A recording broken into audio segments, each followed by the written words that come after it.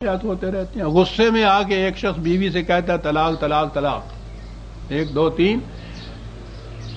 مولوی صاحب فتویٰ دے دیتے ہیں کہ نکاح ٹوٹ گیا. تو انہوں نے کہا کہ کوئی بات نہیں ہے، ٹوٹ گیا ہے تو اسی ہوں گنڈ دے لینے آ گیا انہوں خود ہی ہم باندھ لیں گے. کہنے لگے نہیں صاحب یہ تو شریعت کا مسئلہ ہے. کیا ہوگا کہ یہ آپ کی بیوی یعنی غصے میں طلاق طلاق اس نے کہا ہے تو آپ کی بیوی، سنیے عزیزان من یہ اس فیصلہ، آپ کی بیوی ایک رات کے لیے کسی دوسرے شخص سے نکاح کر کے اس سے ہم بستر ہوگی، صبح کو وہ اسے طلاق دے گا، پھر وہ آپ کے ساتھ تجدید نکاح کر سکے گی. میرے سامنے یہ واقعات آتے ہیں. بوڑھیا جسے دودھ پوت والی کہتے ہیں، بال سفید ہو رہے ہیں، رو رہی ہے وہ بیچاری کہ میں نے کیا قصور کیا ہے صاحب. وہ غصے میں آ کے اس نے یہ کچھ کہہ دیا اور مجھ سے یہ کہا جا رہا ہے. آپ اندازہ لگائیے عزیزان من اس بیچاری خاتون کی حالت کا جس سے یہ کہا جائے، لیکن وہ کانپ رہی ہیں، لرز رہی ہیں. حکومت کا کوئی قانون اس کی خلاف ورزی، اس کی سزا یہ کیفیت نہیں قلب میں اس طرح کی پیدا کر سکتی جو ان کا یہ ایک فتویٰ کر سکتا ہے. یہ ہے ان کی گرفت.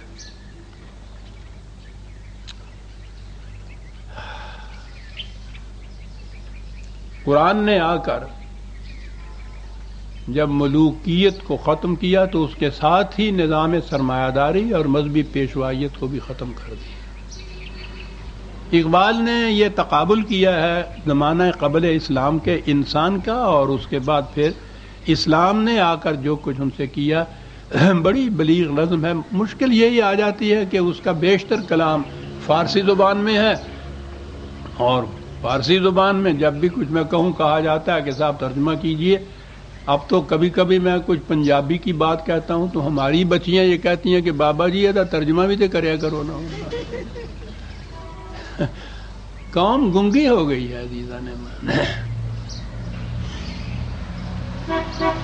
وہ کہتا یہ ہے لیکن میں نے کہا نا کہ وہ پھول کی خوشبو تو پھول کے اندر رہتے ہوئے آتی ہے. اس کی خوشبو کی تلاش میں پتیوں کو مسل دیا جائے خوشبو نہیں رہتی. ترجمے میں وہ بات نہیں رہتی. بود انسان در جہاں انسان پرست، ناقصو نابود مندو زیر دست. ایک مصرے میں ساری تاریخ بیان کر کے انسان پرست، انسان پرست تھا. اس لیے کسی کا اپنا نہ ذاتی تشخص تھا، نہ شرف تھا، نہ سعادت تھا، کچھ باقی نہیں رہی ہوئی تھی. رتبت کسرا و قیصر رہزنش، بندہا در دست و پاؤ گردنش. ملوکیت کی یہ کیفیت تھی کہ جکڑی ہوئی تھی اس نے اپنی زنجیروں میں ان کے ہاتھ پاؤں گردنے، اور اس کے ساتھ کاہنوں پاپاؤ سلطانوں امیر بہرے یک نخچیر صد نخچیر گیر. بادشاہ سلطان ملا پیر سرمایہ دار، ایک بیچارہ یہ شکار اور 100 شکاری اس کے پیچھے لگے ہوئے تھے. از غلامی فطرت او دوں شدہ، کیا مصرع ہے، نغمہ اندر نئے او خون شدہ. غلامی سے اس کی فطرت ہی بڑی پست ہو گئی تھی. اس کے نئے میں، اس کی بنسری میں نغمے تو تھے لیکن وہ اس استبداد تھے جم کر خون بن گئے ہوئے تھے انسان کے. یہ انسان کی کیفیت تھی. بعثت نبی اکرم صلی اللہ علیہ وسلم اور اس کے بعد اس نے کہا کہ نقش قرآن تا دریں عالم نشست، نقش ہائے کہن و پاپا شکست. قرآن کا نظام آ کر مسلط ہوا تو یہ تمام نقوش باطل جو تھے وہ اس طرح مٹ گئے جیسے سورج کے طلوع ہو جانے سے تاریکیاں مٹ جاتی ہیں. معاف رکھیے گا. میں اس تاریخ میں نہیں جانا چاہتا کہ اس کے بعد پھر کیا ہوا. اس سے تو خون کے آنسو آنے لگتے ہیں. پھر یہ خلافت اسی ملوکیت کے اندر بدل گئی اور وہ اس تعجب سے کہتا ہے اقبال کہ تاریخ کی یہ ستم ظریفی دیکھیے کہ جنہوں نے خود یہ باطل کے تختوں کو توڑا تھا، خود طلسم قیصر و کسریٰ شکست اور خود سر تخت ملوکیت نشست. وہی قوم کے خود ابھی کل کی بات ہے کہ اس نے کیسر و کسرا کے ان تختوں کو توڑا تھا، پھر اس کے بعد یہ ان کے ٹوٹے ہوئے ٹکڑوں کو میدان عقیدت سے انہوں نے اٹھایا، جوڑا، اکٹھا کیا اور پھر انہی تختوں کے اوپر خود بیٹھ گئے. جب میں جیسا کہ میں نے عرض کیا ہے، شخصی حکومت میں یا یہ ایک فرد میں یا کوئی بھی اس کا نام رکھ لیجئے آپ، اس میں اتنی طاقت نہیں ہوتی کہ وہ اتنے انسانوں کو، کروڑوں کے بعد انسانوں کو یوں جکڑے رکھے. یہ مذہبی پیشوائیت ہے جو اس میں یہ سند عطا کرتی ہے. یہ السلطان ذل اللہ علی الارض، آپ کے ہاں مسلم، یہ سارے جتنے بھی سلاطین تھے، یک لخت قرآن کے خلاف تھا یہ نظام حکومت. قرآن کی روح سے کسی انسان کو دوسرے انسان پر حق حکومت ہے ہی نہیں. حق حکومت صرف خدا کی کتاب کو ہے. یہ آ کر بیٹھے، انہوں نے ان کے گلے میں سنہری ہار ڈالے، ممبر و محراب سے ان کے حق میں دعائیں کی، ان کو زمین پر آسمان کا سایہ قرار دیا. یہی نہیں بہت آگے بڑھے. تاریخ یافعی میں ہے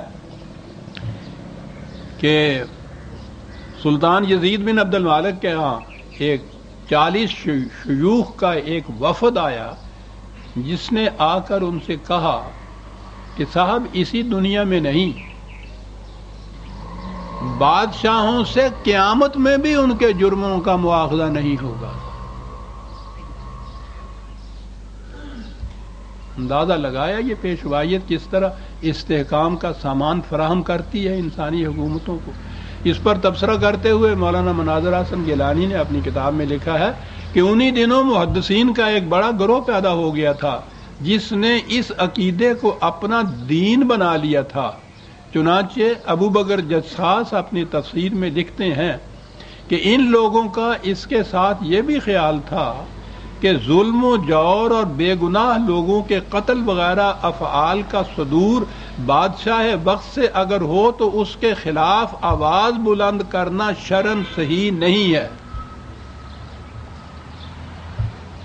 فتویٰ تھا یہ. ہاں بادشاہ کے سوا عوام کو ٹوکنا درست ہے، اور وہ بھی صرف زبان کی حد تک. ہتھیار تو بہرحال کسی بادشاہ کے مقابلے میں اٹھانا شرعاً جائز ہی نہیں ہوتا، یعنی اس سے مواخذہ بھی نہیں کیا جا سکتا. یہ تھے فتاویٰ جو ان لوگوں کی طرف سے صادر ہوتے تھے. تو اسی بنا پر مذہب پر قوم کو مذہب پرست بنایا جاتا تھا. وہ قبر کا عذاب، جہنم کا عذاب، قیامت کا عذاب، یہاں سے وہاں تک،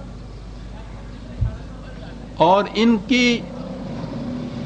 کے تختوں کی چولیں مضبوط کی جاتی تھی اس قسم کے فتووں سے.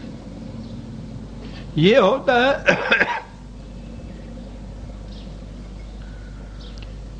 ملوکیت کے ساتھ یہ جو لعنتیں آتی ہے.